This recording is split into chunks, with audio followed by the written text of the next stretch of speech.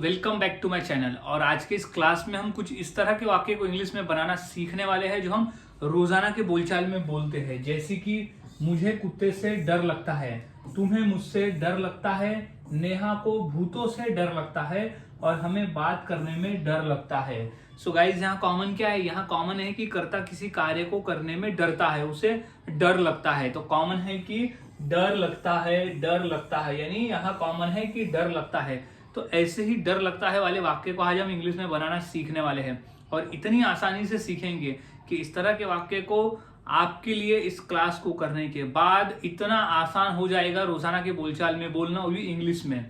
So guys मैंने ऐसे ही 300 English sentence formula भी तैयार किया है जिसके आधार पर आप आसानी से 300 वाक्यों को फॉर्मूले के सहारे से बनाकर आराम से इंग्लिश में बोलना शुरू कर सकते हो। और हर एक फॉर्मूले के साथ में 5 से 6 एग्जाम्पल भी दिए गए हैं ताकि आप वो एग्जाम्पल को अच्छी तरह से समझकर फिर उसे बोल सको। मात्र 150 रुपीज में आपको यहाँ मिल रहा है। आप मुझे इस नंबर पे कांटेक्ट कर सकते हो। अब समझ लेते हैं कि इस तरह के वाक्य को इंग्लिश में हम कैसे बनाते हैं। उसके लिए हम एक फॉर्मूले का उपयोग करते हैं और वो फॉर्मूला जो है वो होता है सबसे पहले सब्जेक्ट। अब सब्जेक्ट यानी होता है कर्ता। अभी वो कौन से कर्ता को डर लगता है वो सब्जेक्ट में आ जाएगा, जो कि सिचुएशन के हिसाब से बदलेगा। सब्जेक्ट जो है वो सिचुएशन के हिसाब से बदलेगा। अब वो कोई भी हो सकता है कर्ता में। अब कर्ता होते क्या है वो हम आगे देखेंगे। अब सब्जेक्ट के बाद हम एम इज और आर को लगाते हैं। अब एम इज आर में से सब्जेक्ट के साथ में कोई एक लगेगा। अब किस सब्जेक्ट के साथ में हमें इज लगाना है, किसके साथ में आर और किसके साथ में इज, ये हम इस टेबल से समझ लेते हैं। अगर हमारा ये जो सब्जेक्ट है, ये वाला सब्जेक्ट है, ये आई रहता है तो एम लगाते हैं, यू रहता है तो आर लगाते हैं, वी रहता है तो आर लगाते हैं, दे रहता है तो आर लगाते हैं, ही रहता है तो इज लगाते हैं, शी रहता है तो इज लगाते हैं, इट रहता है तो इज लगाते हैं। और अगर किसी का नाम है जैसे राजेश और नेहा, जैसे कोई भी नाम हो सकता है, तो वहां उनके साथ में इज लगा देते हैं। तो ये टेबल के सहारे हमने समझ लिया कि सब्जेक्ट क्या होते हैं और उसके साथ हम एम इज आर कहाँ लगाते हैं।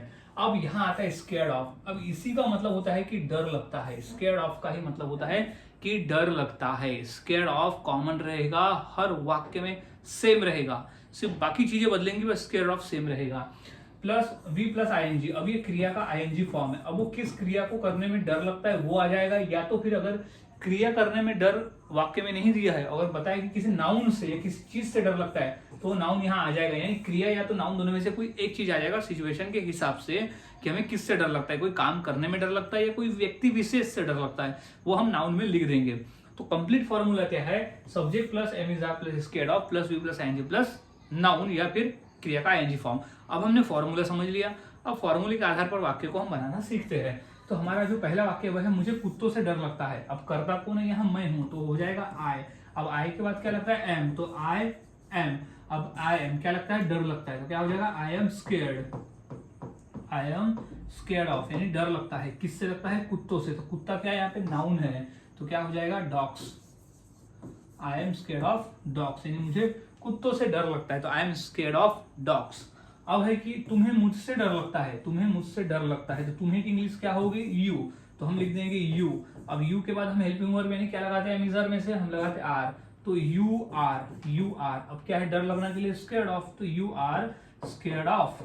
यू आर स्केयर्ड ऑफ यानी डर लगता है। यू आर स्केयर्ड ऑफ यानी तुम्हें डर लगता है। किससे लगता है? तो मुझसे लगता है। तो स्केयर्ड ऑफ मी यानी मुझसे डर लगता है, तुम्हें मुझसे डर लगता है।